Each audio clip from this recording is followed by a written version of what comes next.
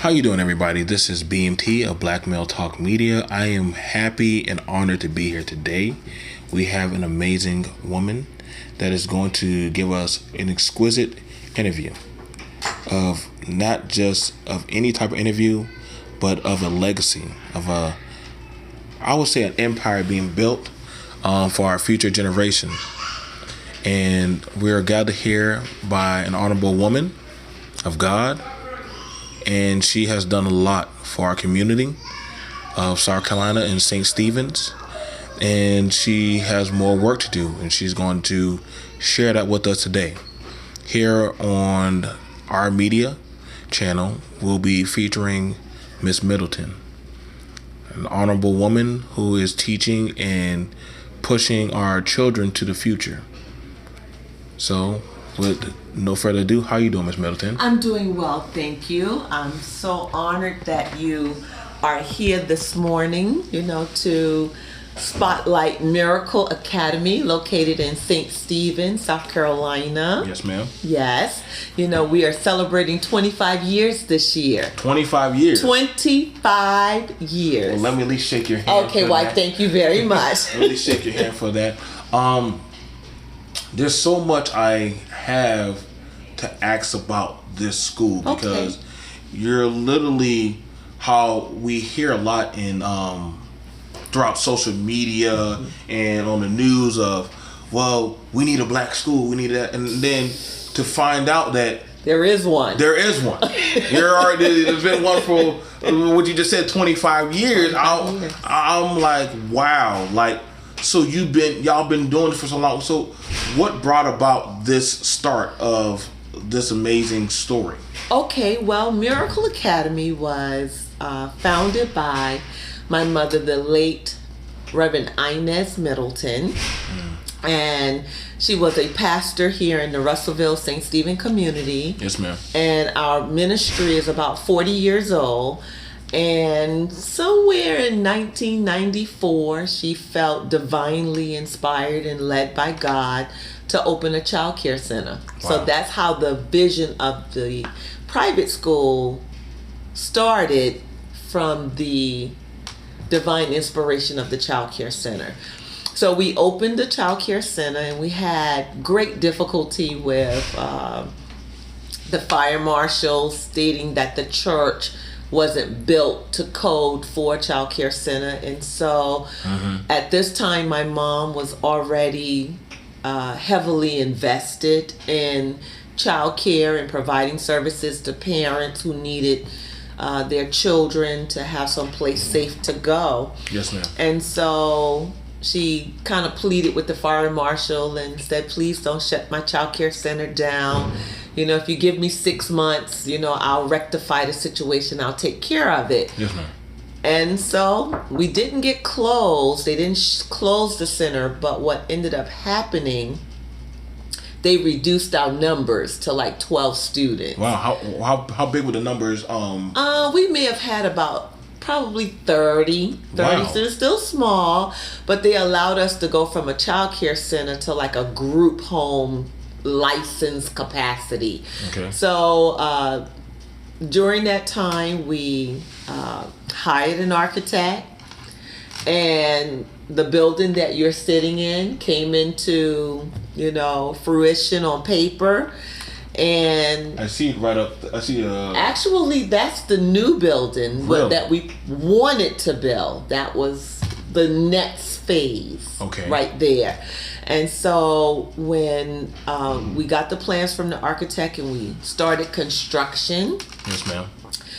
My dad built this building within 6 months, along with my brother and, of course, other people who were hired to do it. But everything you see, the church, the school, the gymnasium, all the annex buildings, the brickwork, that is my dad. Are you serious? I am very serious. That is amazing.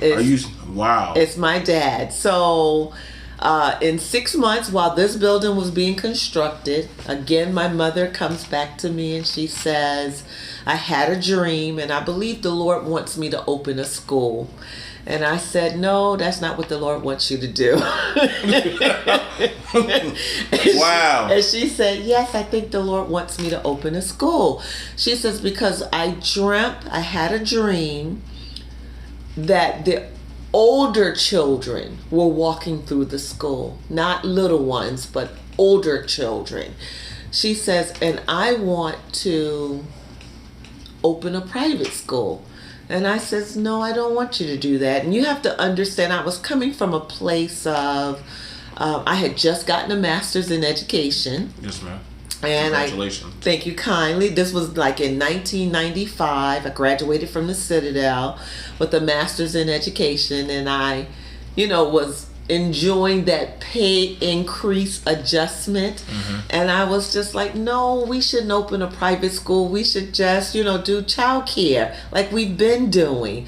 And my mother was very adamant because she was always, if she felt divinely inspired or led, she always did what God led her to do. Yes, ma'am. And so she says, no, the Lord told me to open a school and I want you to come work for me. And I said, no, I don't think I want to do that.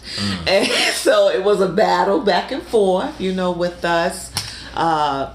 I want you to come be the principal, and I was like, no, I don't want to do that. And she says, but I want you to.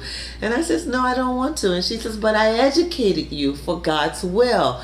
I says, well, it's my education, it's inside my head. And we just kind of went back and forth with that. And so I think by the end of the school year, April that year, I was in public school in Berkeley County School District, and the Lord just kind of made it plain and clear. And so I decided that I would leave public education and come work in the ministry here at Miracle.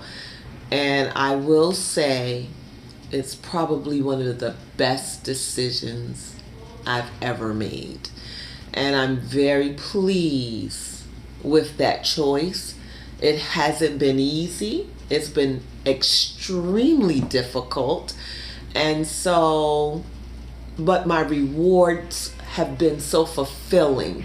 And so being here, I just feel like I'm making an impact not only in educating children, but in building the kingdom of Christ too as well. Wow. So, that's pretty much the start of Miracle Academy. It started from a child care center, from a visionary. My mother, the late Inez Middleton, was truly ahead of her time. She was always ahead of her time because my mother became one of the first female pastors in the community in 1978, when it was unheard of with women leading churches, right. or being a pastor here in this small community. So she was always ahead of her time. And I believe she was just a visionary. My dad was always supportive of whatever she said God told her to do.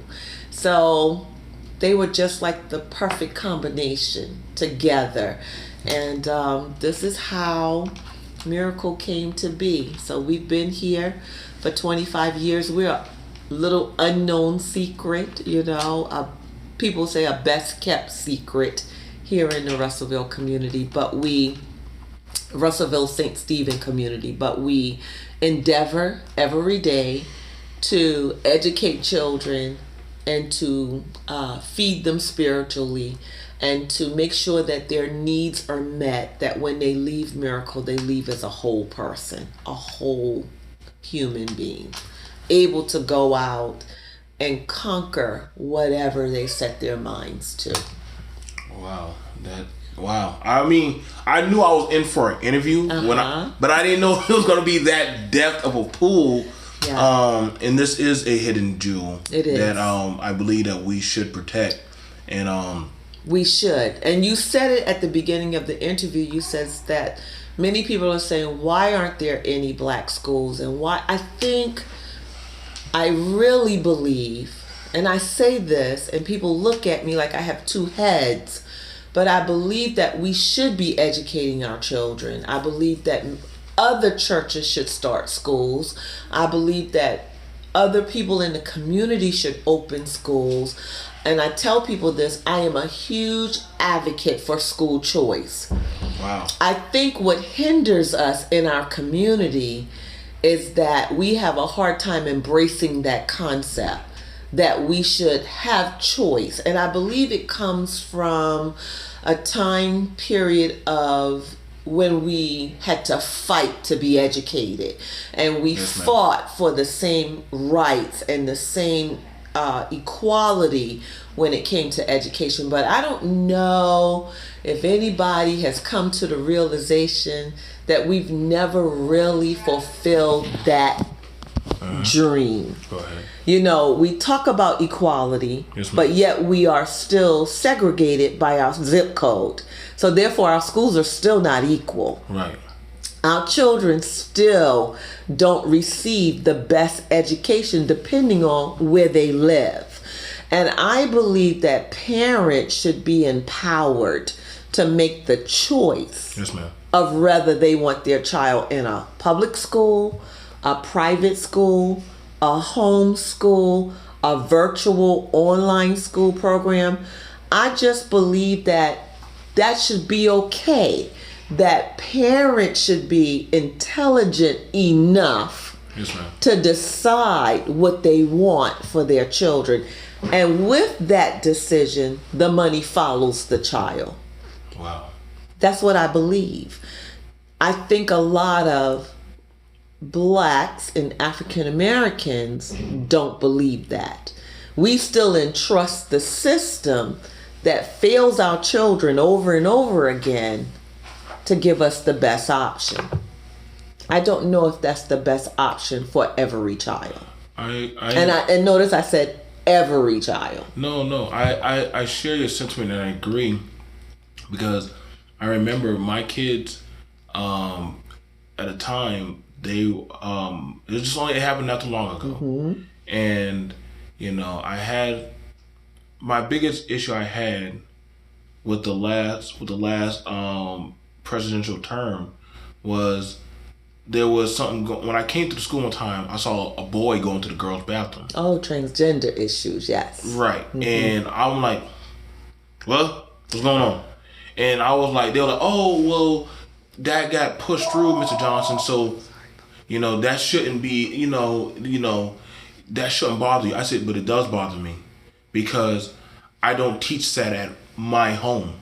I don't raise my kids to do that. That's not no type of indoctrination. I ain't got nothing against nobody else. That's exactly right. But that's pretty dangerous that y'all went over the parents and just put in that policy. I didn't want to have a meeting. Y'all didn't want to send out a letter. That's right. But that's still your tax dollars. You have to support that. Right. So if you had choice, then you could put your child in a school that aligns more with your philosophy and your beliefs, but the system doesn't trust you to be intelligent enough to be able to do that. And here's my concern, and it's always been a concern, more like a soapbox for me. The parents who pay tuition at Miracle, they still pay taxes. And you have those people who will say, but that's their choice. Well, yes, that's what school choice is. But our tax dollars should still follow their choice. Now, we're living in a day and time where we don't agree with everything that's going on in society, but that's our right. And, we have to, and not just when it comes to the transgender issues, but, a lot of people don't support a lot of different things, and that's okay, whatever, because again, we've been given free will and we have a right to choose. So, but we should also have the right to choose where we want our children educated. So if you don't agree with public policy, then because those children, I guess are entitled to their rights, and those families are entitled to their rights, but your rights should never infringe upon my rights. Yes, I agree with that. So, I think that's where the lines blur. And, if you had a choice And you could put your children in a school where girls are girls and boys are boys. And if you were born a girl, then you have to use a girl restroom. If you were born a boy, you have to use a boy restroom. Then that would be your choice. Yes. But if it doesn't matter to you, then that school works for you. So, at Miracle, we have a rigorous academic program.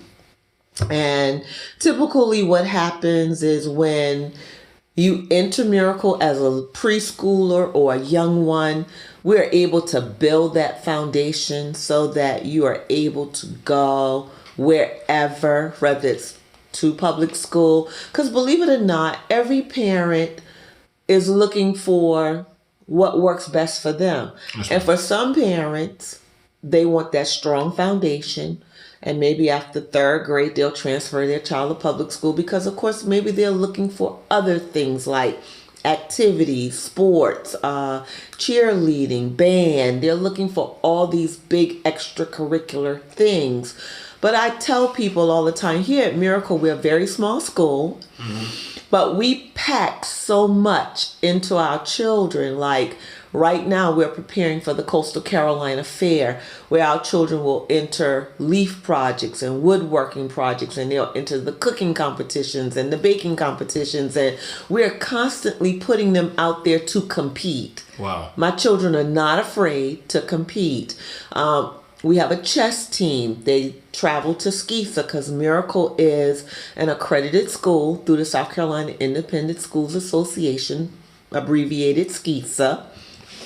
And they travel to different parts of the state and they compete with schools from all over the state of South Carolina, other private schools. And, they play chess and they enter competitions. And, I tell people all the time, and I remember when the accreditation team came last year, they asked me the question, because you're a small school, are you afraid of competing against the larger schools in SCISA? And I just kind of looked at them. It was a team of 3, 2 from the Citadel and 1 from another association principal. And I looked them squared in the eye and I said, Miracle Academy is never afraid to compete against anyone, anywhere, at any time. Because we have put the time into our children that they can present themselves well and they can compete with the best of them. That is amazing. And so even the child that struggles academically has the confidence to go and compete and not even know that I may not be as strong academically, but because they've been given the skill set. Yes, ma'am. They can go anywhere and handle themselves and make us proud. And it's just amazing to us because we will sit back and say, wow, but they've been prepared to do that. So, we have graduates who have graduated over the years, who have gone to college, who are very successful.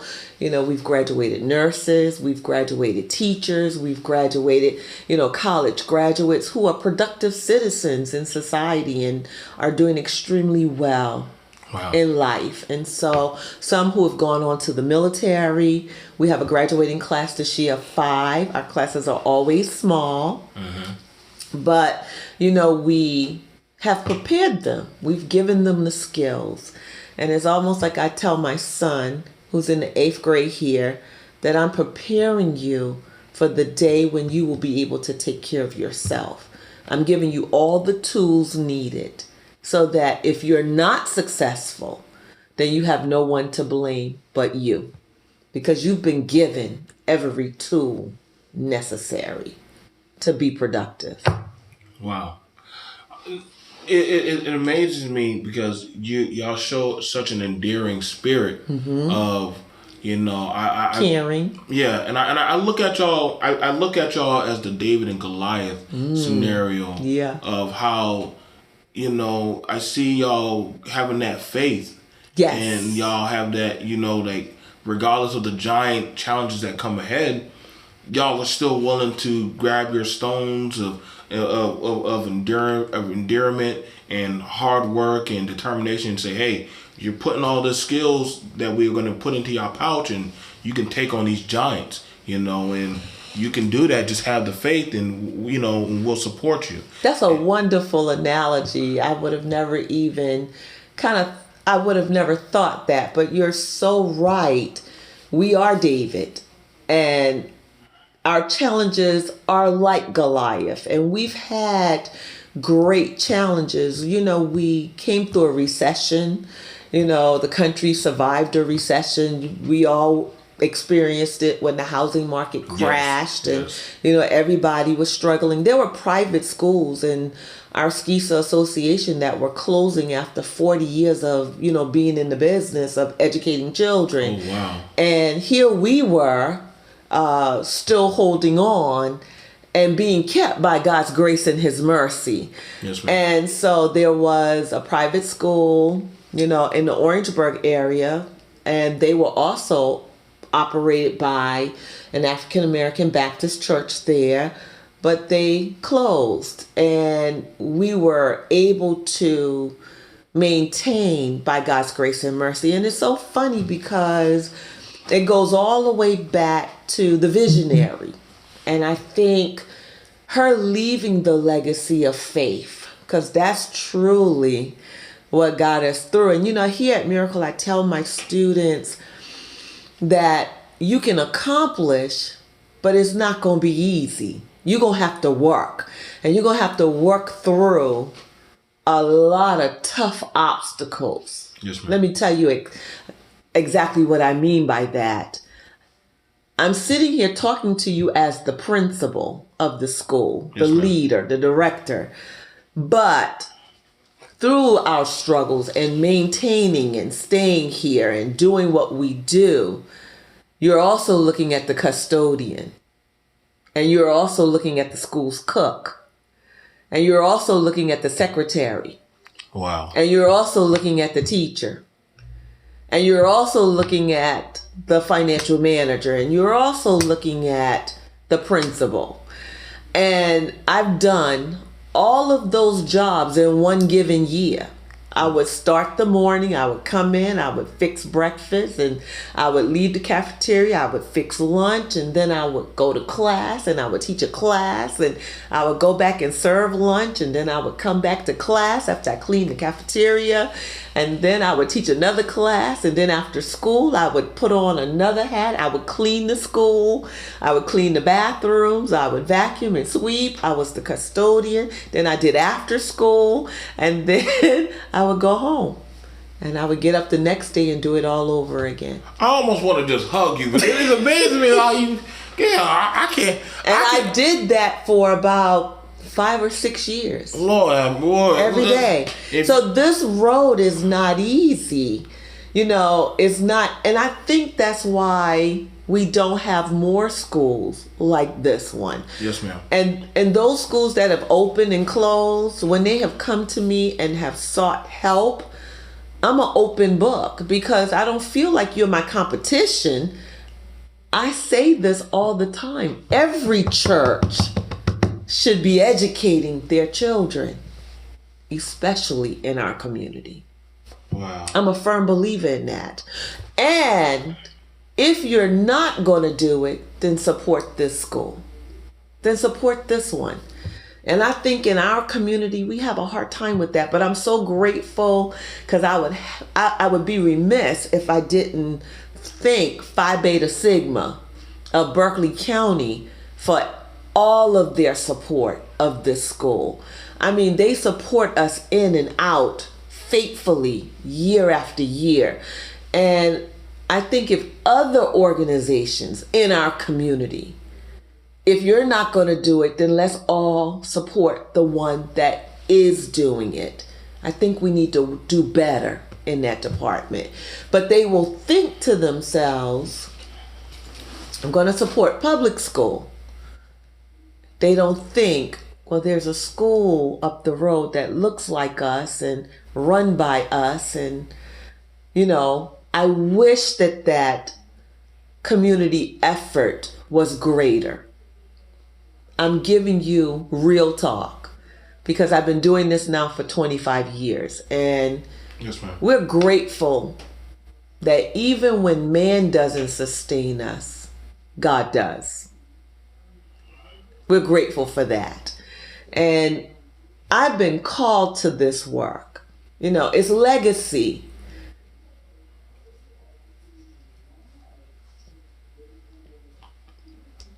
I have nothing but admiration and love and support for you for the. I mean, because like I said, I mean, let me just give you. Let me give you a hug because. I thank you. I gotta give you a hug because I feel the energy and the spirit from you as you say these things. Because when you walk through these halls.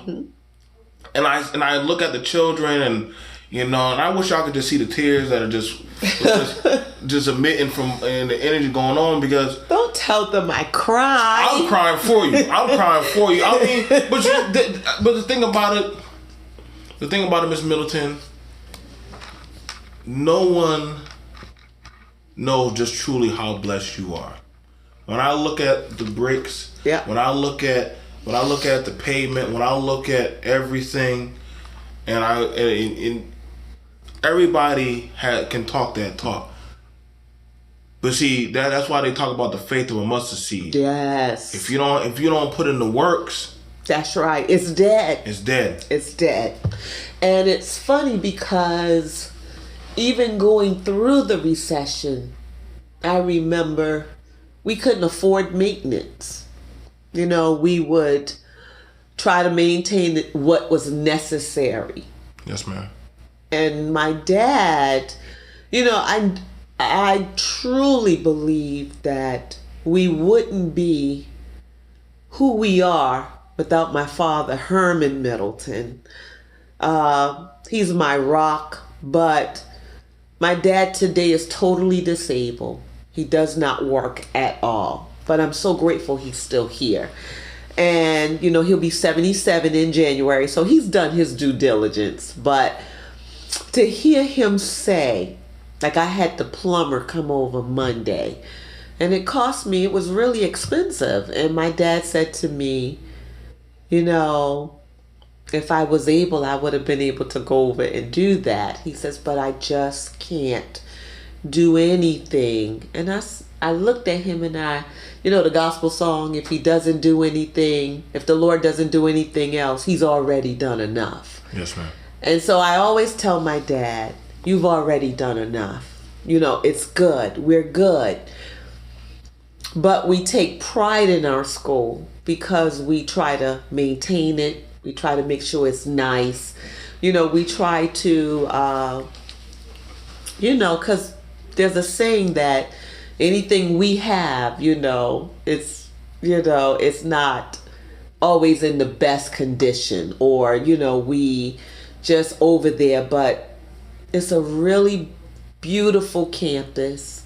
It is. No, it's well maintained. Thank you. It's built by my dad and brothers, and we take great pride in what we do, and I try to carry that same attitude across the board. If my teachers come to me and say, we would like this, or I want that, or I need this in my classroom. Sometimes I don't always have the funding, but if I have it, it's theirs. I'm going to buy it for them. So, because when I buy the teachers what they need or want, then I know my children reap the harvest from that. So we are here working in the vineyard. We're laboring, and maybe you can talk to some of the faculty and staff as you're walking around and get their perspective of being here. But I know that I'm very fortunate. We're very fortunate. We have a faculty and staff of retired educators. So we are, a lot of people too. I remember when we first opened the school, we always had to constantly prove ourselves. Are you all educated? Is the school accredited? Do you have the potential or the ability to teach children? And I was like, yes, I'm coming from public school. I'm a certified South Carolina public school teacher. At that time, I was. I've let my certification lapse. I have no intentions of going back to public ed. I have no problems. I have nothing against public education. I am a supporter of public education. And, this is interesting. I must interject this thought here, too, as well. Go ahead. My mother has always been an advocate of education. J.K. Gordine Elementary School, right there on the corner. My mother's picture hangs in that school. She was a financial supporter of J.K. Gordine Elementary School. She bought library books, library furniture, things that the teachers wanted. Before she opened her school, she was always a supporter of education. Yes, ma'am. So no one can really say, that she just always loved children and always felt like the key to their success was in education. Yes, ma'am. So being a public school supporter, even after opening Miracle Academy, they could still call her and she would support community events or things that they were trying to do. And I'm quite sure they will tell you, if you go up to JK, you will see her picture hanging there as a part of her legacy to JK. So always concerned. And what's interesting, this is like really mind-blowing, because my parents picked cotton in this same field this ministry is built in. Wow. As children. So to go away and come back and then to leave a legacy like this, it is mind-blowing. Talking about it, I'm just like, wow, I really am a descendant of greatness. I try not to think of it like that, but I really am. I try to just work, and I work to honor my mother's memory, my dad's work and legacy. But I'm going to be honest with you. Many days I wake up to honor the Lord. Because coming here and doing what I do, I'm putting jewels on my crown in heaven. Oh, I believe. Listen, anybody I know who has a crown, I'm definitely sure I'm putting jewels on my crown in heaven. I'll give you some of my jewels. And I take this work so seriously until I think I've sacrificed maybe having more of a personal life, because this is my life. But I do not begrudge my life. I love what I do. I love children. I love seeing the light bulb go off. I love them being successful. I love. Just, and it's funny because with this legacy, what we're seeing now is the children that started with us have now enrolled their children here at Miracle. So it's a generational thing now. Wow. I have goosebumps just from you telling me. No, I because it's, when I had to talk to my mother. Mm-hmm. We've been running our company for about going on close to 6 years. Uh-huh. And I understand it. I get it. When it's hard. It's hard. It's hard. And I always tell a lot of African Americans, be grateful for everything you got. That's right. And listen, for you don't know truly how much hard work. And I can tell it when you say, listen, from the smallest job to the biggest job, I do it all. I do it all. I change diapers. I do it all. And I think, though, that's a good thing. And I'm going to tell you why I think it's a good thing. Because there is no job too small that my faculty and staff have not seen me do. And what it does is, I think it makes them more open to saying, well, wait a minute. And Mr. Washington told me this, my science teacher. He told me, he said, I went home and told my wife after he started here his very first year. He said, I've never seen a principal clean a bathroom. In all the years I've taught, I've never seen a principal clean a bathroom. But she is cleaning the bathrooms at the school. And I say, yes, I do it all. So what happens is my staff and my teachers say, there's no job too small for me to do. Because our school leader does everything. I'll walk by, if I'm outside walking and I see trash, I pick it up. I don't walk by it and say to the custodian, would you please grab that trash? I'm here. I'm a willing vessel. I'm able-bodied. I get the trash, I pick it up, I put it in the garbage, and I keep it moving. And I tell my son, because he'll walk by stuff, and I'll say, son, you see that trash there? And of course, he's 12. He's thinking to himself, but it's dirty. I don't want to touch it. I said, that's why they make soap and water. We pick the trash up, we wash our hands, and we keep it moving. But it's the spirit of there's no job too small. We get it done. It's called kingdom work, kingdom's work. We're kingdom building. There's no job too small for us. Wow. We're going to get it done. And so we're here, and we're always working, and we do a lot. We have lots of programs. We just celebrated Grandparents' Day. We're getting ready for Career Day. Hopefully you'll come back and talk to the students. We're getting ready for Career Day. We have a huge Veterans Day program in November. They said it's November 13th. Hopefully you'll come back for that. If you need me to come and do coverage, you got our full support. I promise you, after today, I'm going to start trying to open up some more doors. Thank you. So I appreciate that. I don't, like I said, I don't want it to where this interview is the only thing I do. Yes. I want to open more doors. Well, we would appreciate all the support and help that we can get, because this is truly great ground with fertile soil. Mm-hmm. And so I am just glad to have you here and glad to talk about the school. I tell people all the time, now if you want to get me talking, all we got to do is start talking about the school. And, I can go on and on and on, because I've been here from the beginning. Yes, ma'am. And I know the struggles. I know the joys. I know the tears, the laughter. We've had great times here. We've had tough times here. But through it all, God's been faithful to us. He's been faithful to all of us. Miracle is a Christian school. We teach our children Bible, and, we have parents who are grateful for that. Our families come from all walks of life. So we have parents who have their children here for the academics.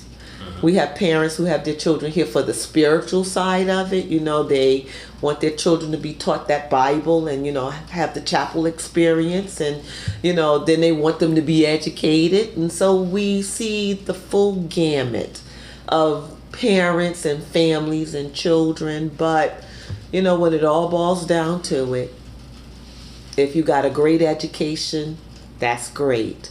But we want you to know the Lord Jesus too. When you leave, we want to try to do both of them, and that's what we're doing. We're just here laboring in the vineyard. This is like the vineyard for us. And so I tell people all the time, I live, breathe, eat, and sleep this school. And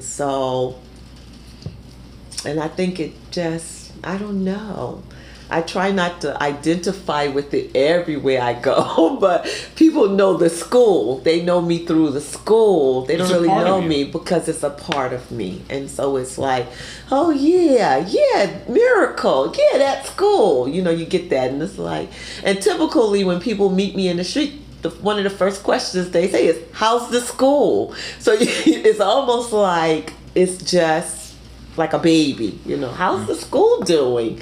And, I'm like, the school is great. And we are doing great. Again, this is not easy work. And it's not for the faint at heart. It's not for the faint at heart. So if you're going to endeavor to open a school, please know that you will labor tirelessly every day.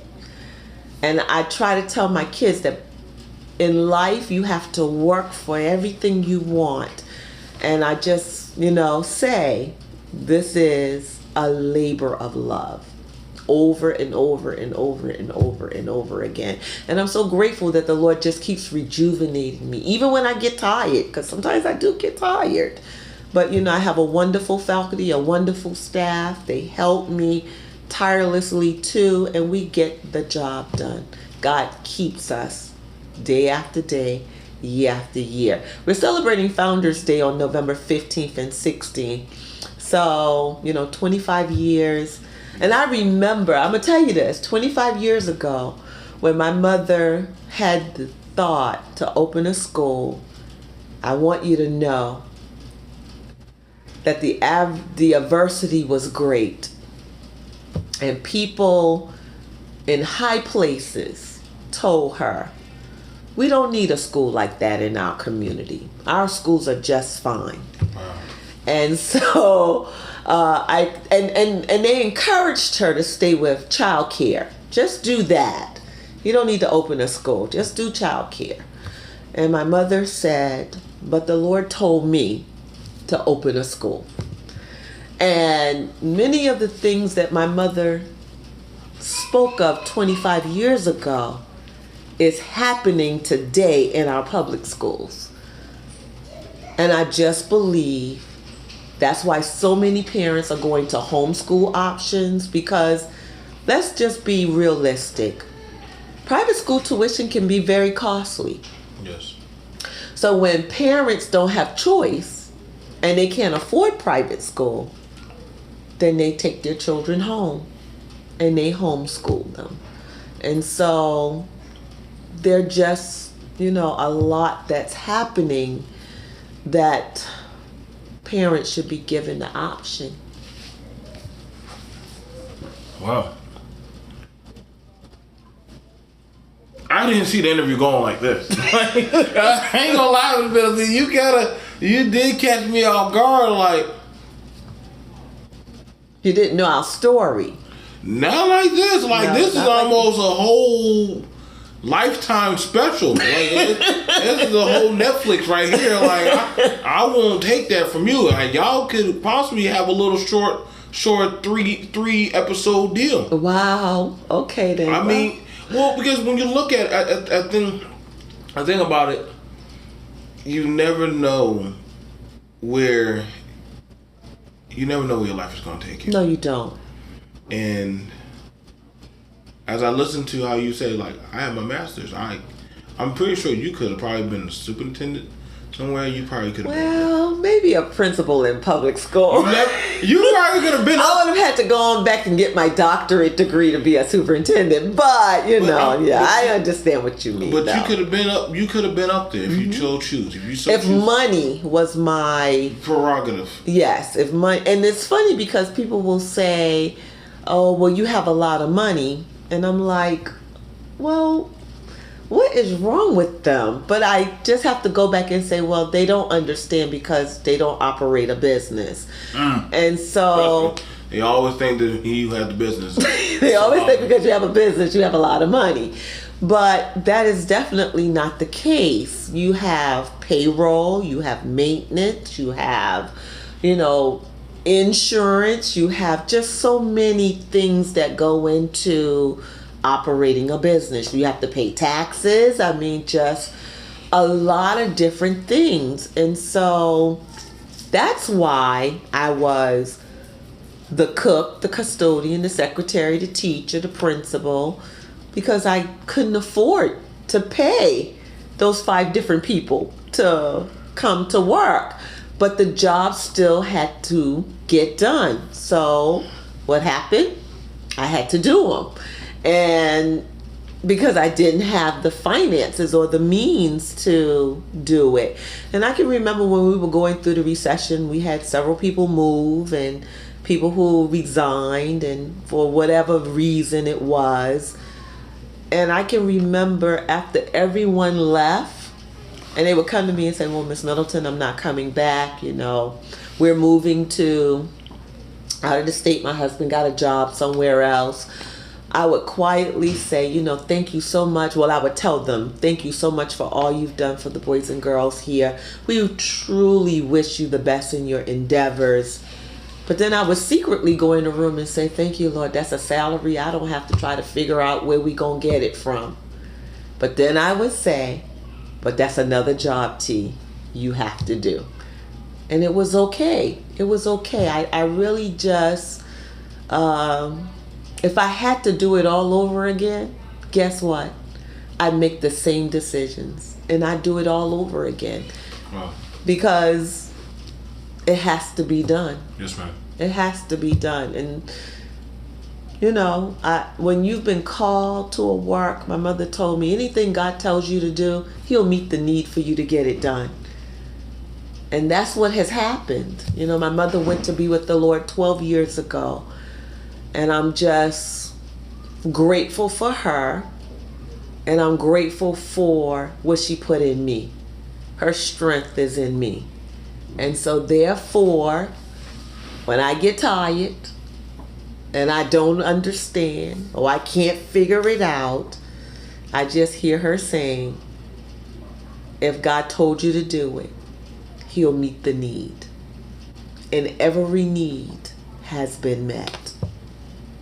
Every last one has been met. And what's interesting about this is, I like to tell this because this is a brag for God. Uh-huh. Today we are debt free. Oh, wow. The ministry is debt free, paid for, and to God all the glory belongs. To only Him.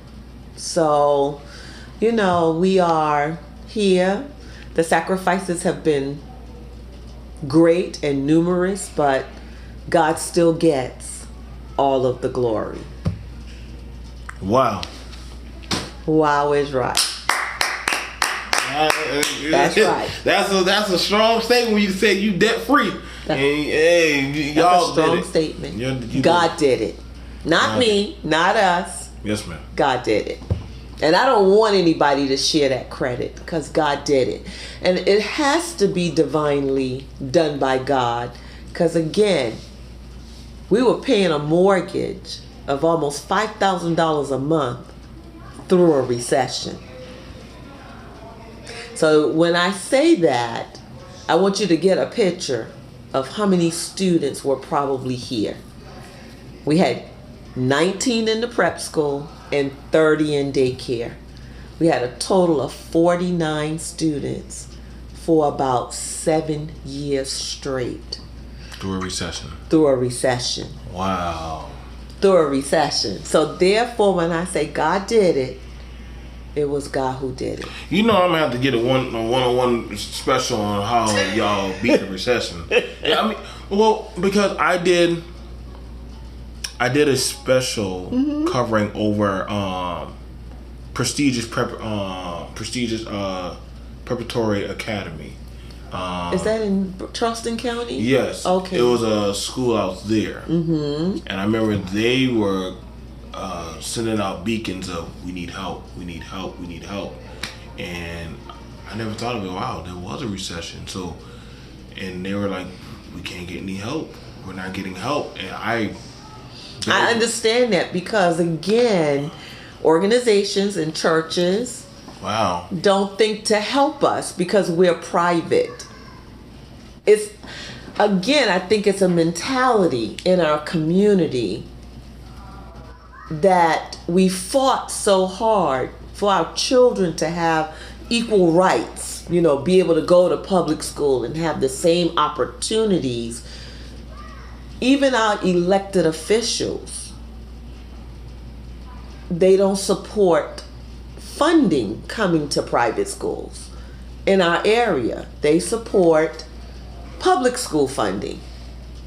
But again, I am a supporter of school choice, which is not private school versus public school, but even if you want to homeschool, if you want to put your children in a virtual school, or boarding school, then I just truly believe that the funding should follow the child. That's what it should do.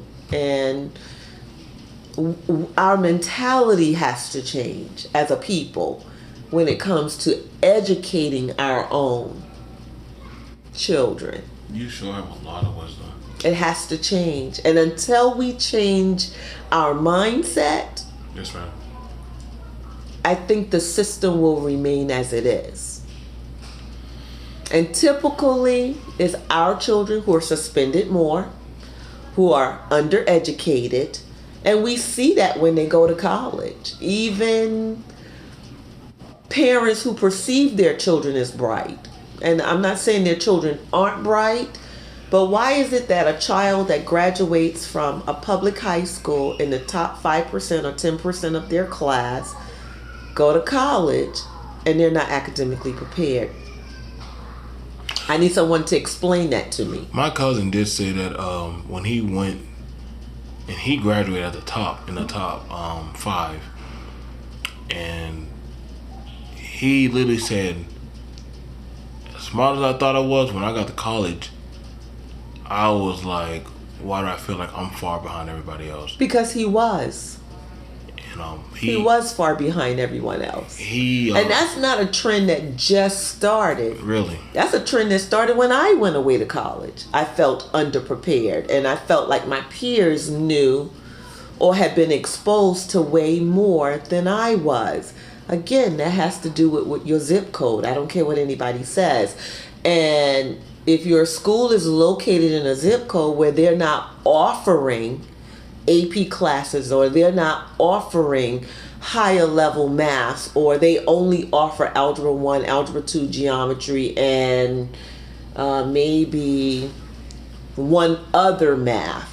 But you go to another high school in another zip code and they're offered calculus and trigonometry and AP classes. Why is that? Why is that? Every school should be offering the same thing to its brightest and to all of its children.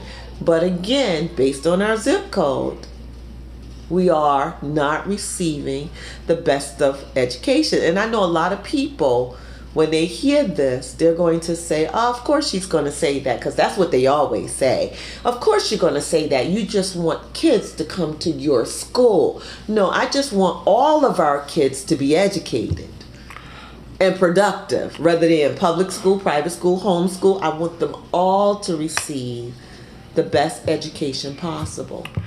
That's really strong that you said that. But I know soon enough we're going to go to the next segment of the walkthrough. And I can recount when I used to go to Cross High School. Okay. And to get certain classes. Did you have to go to Berkeley for them? Yep. Of course. We had to get on the bus. Mm-hmm. And we had to go to Berkeley or Timberland. Why is that? That's just not right. I always wondered that, and I was like, but the district justifies it. And there's not enough students there to do that. But I have a problem with that, because the students there look like me and they look like you. So again, and that's what I've tried to reiterate to elected officials when they tell me that they can't support private funding because they don't want these large Caucasian private schools getting richer.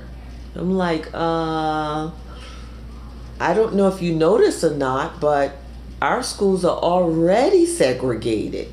And it's not even by race. It's by economics. It's by our zip code. But when I say these things, people think I'm the crazy one. No, actually, I did a, and I'm probably gonna do another video of it.